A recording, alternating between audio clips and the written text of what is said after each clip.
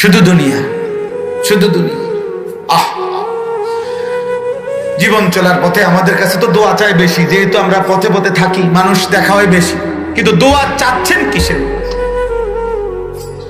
ওয়াল্লাযীনা হুম আন আয়াতিনা গাফিলুন।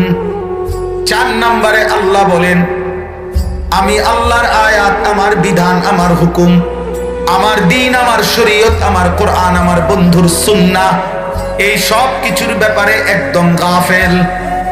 দুনিয়া সব বোঝে, ইট বালু সিমেন্ট, রাজমিস্ত্রি, কাঠ মিস্ত্রি, স্যানিটারি মিস্ত্রি, টাইলস মিস্ত্রি, দলিলের সব কিছু বোঝে, বিএস সিএস আরএস খতিয়ান সব বোঝে, কিন্তু তাব্বাত ইয়াদা সূরাটা শুদ্ধ কইতারে না।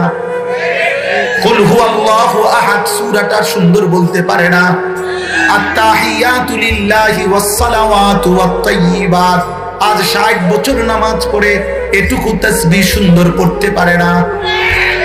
আহা, আখিরাত জিজ্ঞেস করলে আর কিছুই পারে না। আল্লাহর কোরআন, রবের কালাম, একটা পৃষ্ঠা 60 বছর আল্লাহ আপনারে চোখ দিছে, জিহ্বা দিছে। হায় মুসলমান, এক পৃষ্ঠা মালিকের কোরআন দেখে দেখেও শুদ্ধ পড়তে পারলেন না, এমন বদনসিব কবরে কেমনে যাইবে? এমন দুর্ভাগা মুসলমান কেমনে কবরে যাইবা?